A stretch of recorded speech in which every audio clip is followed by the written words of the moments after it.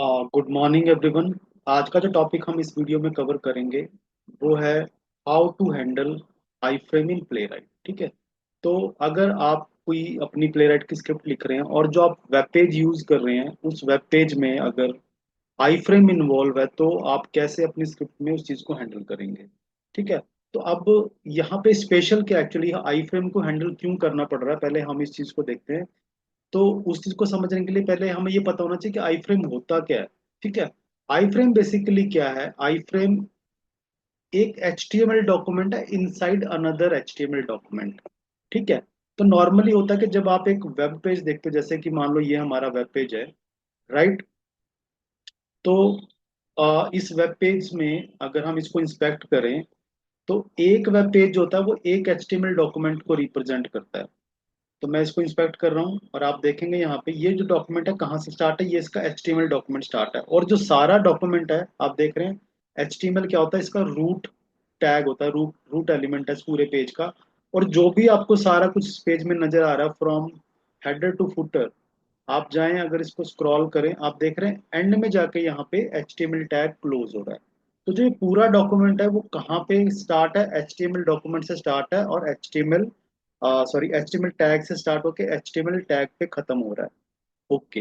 But जैसे कि मैंने आपको बताया कि आई फ्रेम क्या है, HTML document inside another HTML document. यानी कि जब आप इस डॉक्यूमेंट को देख रहे हैं तो ये एक पेज क्या होता है, एक HTML डॉक्यूमेंट को रिप्रेजेंट करता है। बट उसके बीच में अगर एक और HTML है, एक इस HTML डॉक्यूमेंट के अंदर अगर हम एक और HTML ऐड कर देंगे तो वो क्या होगी, that will be known as iframe. HTML जो HTML का जो सिस्टम है उसमें अगर आपको एक HTML डॉक्यूमेंट के अंदर दूसरा HTML डॉक्यूमेंट एम्बेड करना है तो आपको आई फ्रेम टैग यूज करना पड़ता है। ठीक है। तो ये एक थोड़ा सा, अगर इसका एग्जांपल आप समझना चाहें, आपने कभी देखा होगा कि आपके पास कोई वेबसाइट है और उस वेबसाइट के अंदर आपको यूट्यूब के वीडियो चलते हुए नजर आते हैं। तो एक वेबसाइट के अंदर यूट्यूब का वीडियो कैसे चल सकता है? यूट्यूब का वीडियो तो कहाँ पे है, youtube.com पे है। और हमारी वेबसाइट कौन सी है? सपोज करो हमारी वेबसाइट है XYZ.com। तो XYZ.com वेबसाइट के अंदर youtube.com का वीडियो कैसे नजर आएगा? वो नजर आता है आई फ्रेम से। आई फ्रेम क्रिएट करते हैं हम यूट्यूब का और उसको अपनी वेबसाइट में ऐड कर देते हैं। तो ये एक बेसिक आइडिया आई फ्रेम का। अब बात ये कि चैलेंज क्या आएगा अगर आपके पेज के अंदर आई फ्रेम हो। अगर आपके पेज के अंदर HTML सॉरी एक आई फ्रेम इन्वॉल्व है और अगर आप एक ऐसे एलिमेंट के साथ इंटरेक्शन करना चाहते हैं जो एलिमेंट कहाँ पे है, आपका आई फ्रेम के अंदर है, तो आपकी जो स्क्रिप्ट है वो डायरेक्टली वर्क नहीं करेगी। आपको पहले क्या करना पड़ता है, आपको स्विच करना पड़ता है आई फ्रेम के अंदर अपनी स्क्रिप्ट में। ठीक है। तो पहले आप स्विच करेंगे आई फ्रेम के अंदर क्योंकि वो एक दूसरा HTML डॉक्यूमेंट है, इसका रीजन यही है।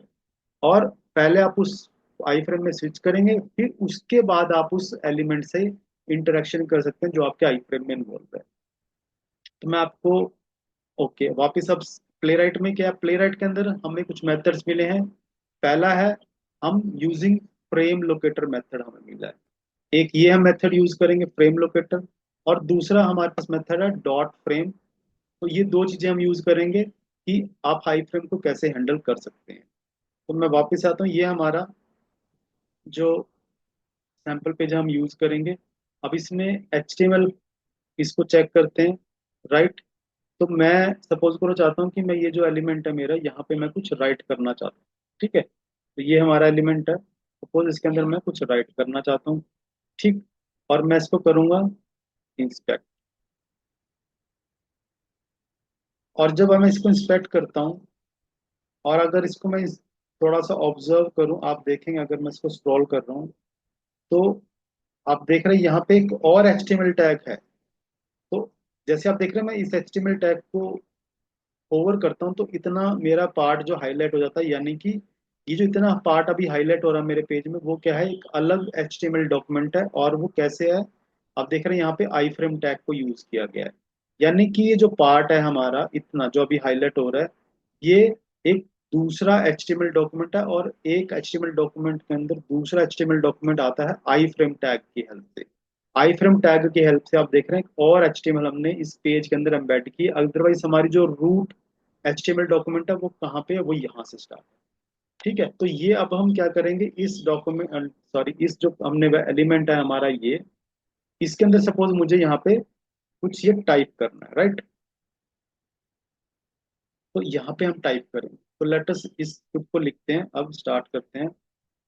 मैं क्विकली यहाँ पे एक अपनी JS फाइल बनाता हूँ, that is frame demo dot spec dot JS. ठीक है, तो हमने एक फाइल बना ली है frame demo dot spec dot JS. सबसे पहले आपको क्या करना है, इंपोर्ट करना है आपको टेस्ट फंक्शन, क्योंकि हमें टेस्ट बनाना है यहाँ पे। तो कहाँ से इंपोर्ट होगा, फ्रॉम, सिंगल कोट लगाएंगे, प्ले राइट टेस्ट मॉड्यूल से आपको टेस्ट फंक्शन करना इंपोर्ट। ओके, अब आपको टेस्ट फंक्शन बनाना है, कैसे बनेगा टेस्ट, ये हमने मेथड बना दिया। इस मेथड के, इस फंक्शन के दो, आप देख रहे हैं यहाँ पे पैरामीटर आपको पास करने पड़ेंगे। पहला है टाइटल का, तो वो हो गया हमारा फ्रेम, एंड दूसरा लेटेस्ट से हमें एक बनाना होता है उसमें एक अनोनिमस फंक्शन, ब्रैकेट्स लगाई है, फिर एरो फंक्शन हमने बनाया, और इस एनोनिमस फंक्शन की बॉडी यानी कि करली ब्रैकेट्स आएंगी। और ये जो अनोनिमस फंक्शन है इसको आप एक फिक्सचर पास करेंगे, दैट इज इन द करली ब्रैकेट पेज फिक्सचर, आप इसको पास करते हैं। पेज फिक्सचर हमें ब्राउजर प्रोवाइड करता है प्लेराइट स्क्रिप्ट में, और ये मेथड क्या होगा हमारा, असिंक होगा। ठीक है, तो हमने ये फंक्शन बना लिया टेस्ट फंक्शन, जो हमारे टेस्ट को रन करेगा। सबसे पहले ब्राउजर पेज ओपन करते हैं, await page dot go to method use करेंगे, जो क्या करता है प्लेराइट में पेज को ओपन करता है। मैं कौन सा पेज ओपन करना चाहता हूँ उसको मैं सिंगल कोट में यहाँ से ऐड करूंगा।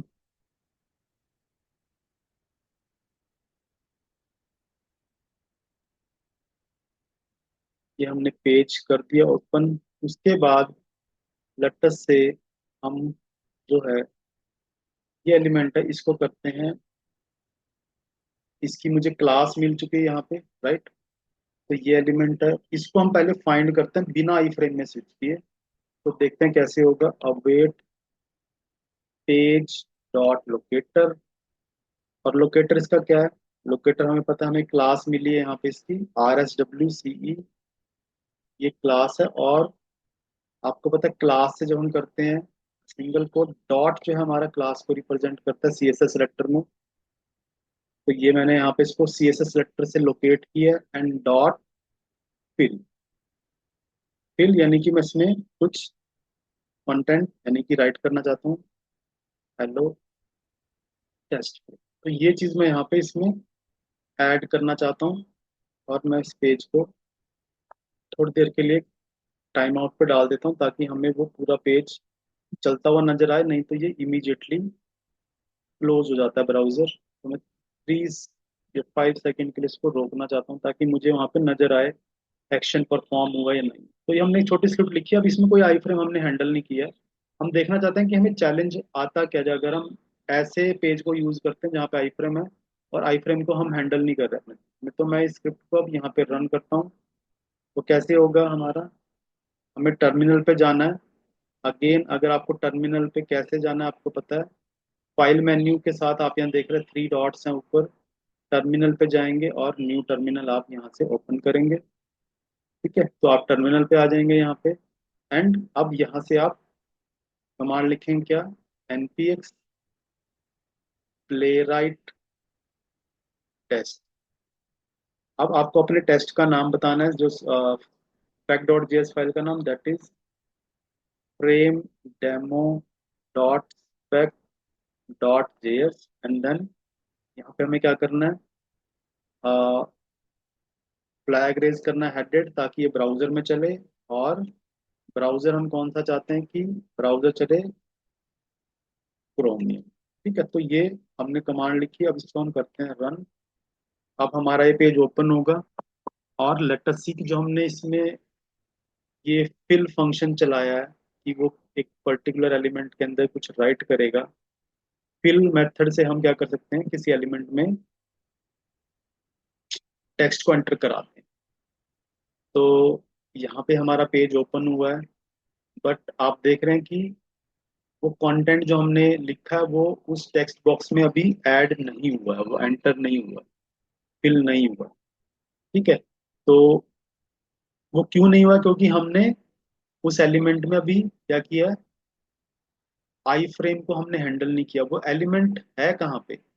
वो एलिमेंट हमारा है एक आई फ्रेम के अंदर, आप देख रहे हैं यहाँ पे। अगर इसको ऑब्जर्व करें तो ये जो हमारा एलिमेंट है, ये एक आई फ्रेम के अंदर है। तो हमें क्या करना पड़ेगा, पहले अपनी स्क्रिप्ट में स्विच करना पड़ेगा आई फ्रेम में। तो वो कैसे करते हैं, अब हम इस चीज को हैंडल करते हैं। तो इसको करने का तरीका ये, मैं इस चीज को करता हूँ यहाँ पे एक बार कमेंट, ताकि ये यहीं पे रहे।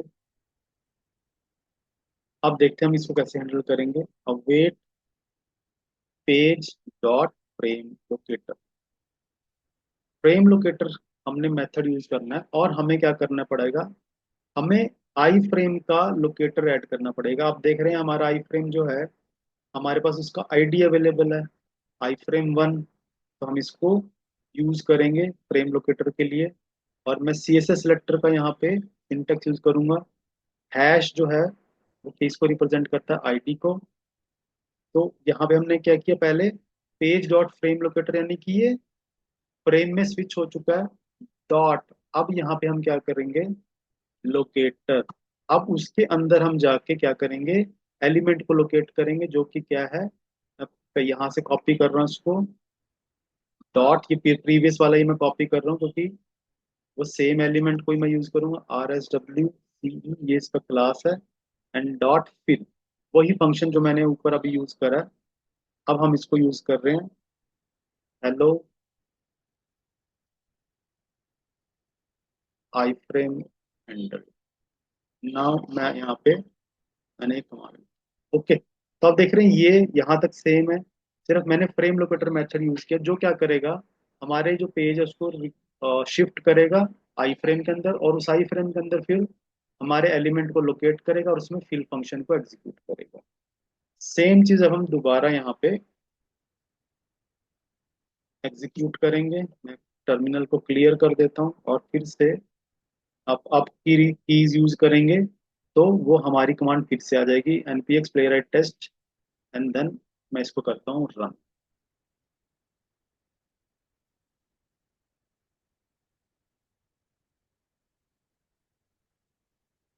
तो यहाँ पे ब्राउजर ओपन हो चुका है, लेट अस सी।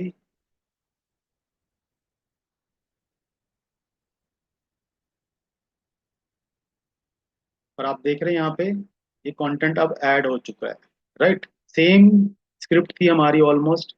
हमारा पेज ओपन हुआ और हमने लोकेटर ऐड, सॉरी वहाँ पे क्या किया, टेक्स्ट को ऐड किया। बट अब यहाँ पे हमने किसको यूज किया, फ्रेम लोकेटर मेथड को यूज किया। तो फ्रेम लोकेटर से क्या हुआ, पहले हमारा पेज उस फ्रेम में स्विच हुआ है।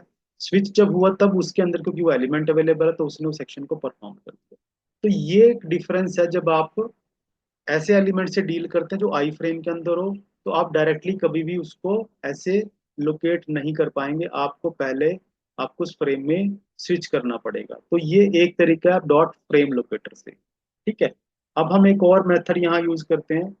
आ, ये चीज अभी मेरे पास कोई सैंपल अवेलेबल नहीं है। आप क्या कर सकते हैं, हम दूसरा मेथड यूज करते हैं। कौन सा, बाय फ्रेम इंडेक्स।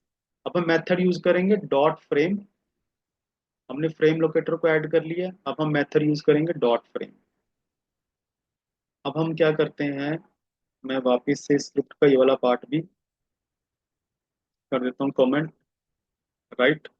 अब हम मेथड यूज करेंगे फ्रेम का। वो कैसे यूज होता है, फ्रेम को हम करेंगे मेथड को, और कैसे यूज करेंगे, हम फ्रेम का इंडेक्स पास करेंगे। इसका मतलब क्या है कि आपका जो पेज है उसमें जो हमारे इंडेक्स, सॉरी, आई फ्रेम्स हैं, उनका इंडेक्स पास करेंगे, राइट। और इंडेक्स की हेल्प से हमारा जो पेज है वो अपने आई फ्रेम में स्विच कर जाएगा। कैसे, हम यहाँ पे लिखते हैं अवेट पेज डॉट, पहले आपने मेथड यूज करना पेज डॉट फ्रेम्स, राइट।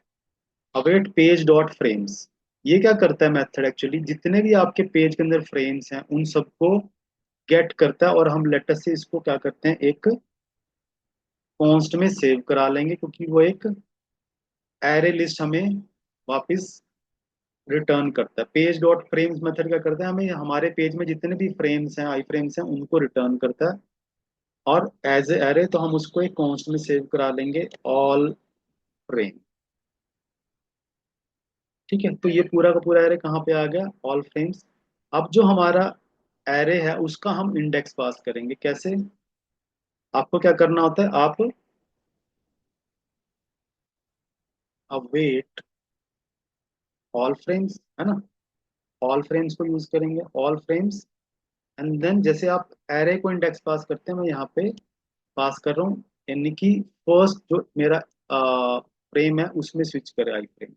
और उसमें फ्रेम में स्विच करने के बाद सेम फिर से मैं क्या कर रहा हूँ, लोकेटर, और मैं ये फिर से जो पूरी की पूरी लाइन है यहाँ पे, इसको मैं यूज कर रहा हूँ, क्योंकि मेन जो मेरा यहाँ पे फंक्शन था वो था स्विच करना फ्रेम, तो वो मैंने यहाँ पे फ्रेम्स मेथड को यूज किया है।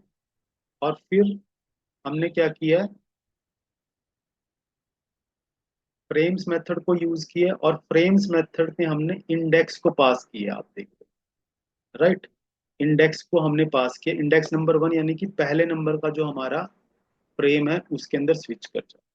तो ये, अब मैं स्क्रिप्ट को दोबारा से रन करूंगा, और लेट अस सी क्या अब ये यहाँ पे फ्रेम को हैंडल करेगी।